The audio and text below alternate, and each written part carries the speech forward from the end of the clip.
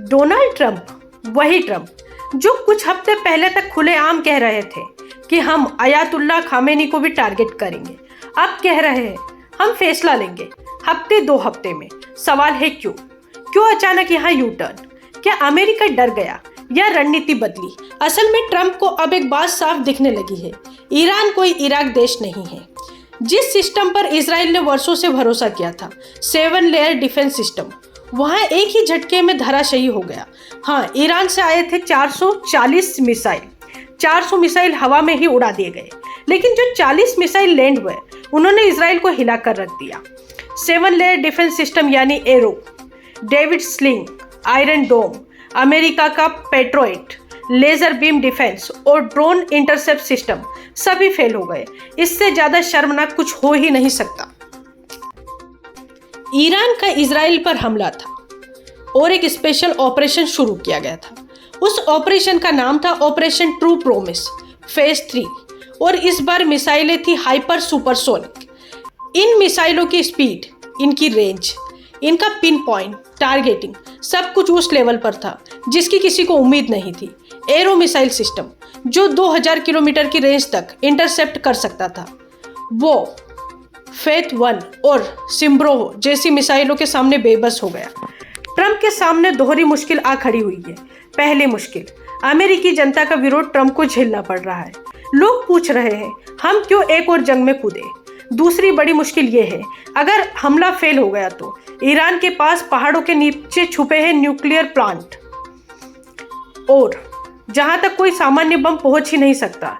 यहां तक कि अमेरिका का सबसे ताकतवर बंकर बस्टर बम भी 800 मीटर गहराई तक नहीं जा सकता। भारत से भी मदद की गुहार लगाई गई है। कुछ सूत्र बताते हैं इजराइल ने भारत से भी संपर्क किया है। क्या भारत से S-400 इंटरसेप्टर मांगे गए? क्या इजराइल के पास इंटरसेप्टर्स की किल्लत हो चुकी है? हालांकि भारत की ओर से कोई आधिकारिक पुष्टि नहीं हुई है, लेकिन बैक चैनल में कुछ चल रहा है, इतना तो तय है। इजराइल की नई रणनीति और उसकी असफलता क्यों हुई? इजराइल ने अब तक नई रणनीति बनाई है, मिसाइल लॉन्चर्स को पहले ही टारगेट कर दो, पर यह सोचना बच्चों जैसी गलती थी। ईरान ने अपने लॉन्चर्स को पहाड़ों के नीचे छुपा रखा है और वॉल्व से मिसाइल निकालते हैं, अब वो डिटेक्ट ही नहीं हो पा रहे हैं। दूसरा, भूगोल का भी खेल है। ईरान का एरिया 16 लाख वर्ग किलोमीटर का है, वही इजराइल का एरिया सिर्फ 21,000 वर्ग किलोमीटर।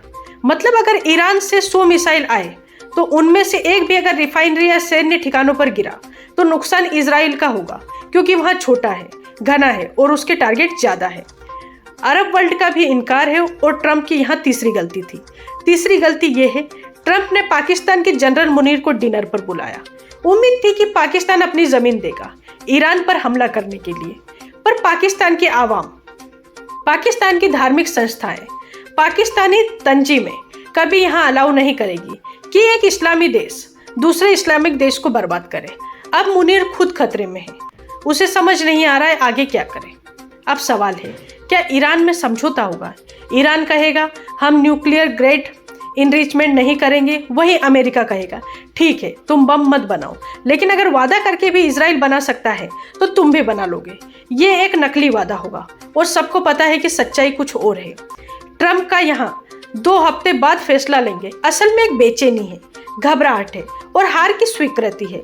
ईरान को धमकाने आए थे, ईरान से फैसले की भीख मांगते नजर आ रहे हैं। शायद यही वक्त है ये मानने का कि मिसाइल, बम, आयरन डोम, सुपर पावर सब बेकार है, जब सामने एक देश डटकर खड़ा हो।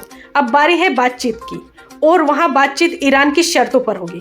ये सिर्फ एक जंग नहीं, ये एक संदेश है कि घमंड जब जमीन पर गिरता है तो धमाकों की जरूरत नहीं होती। इतिहास खुद बोलता है।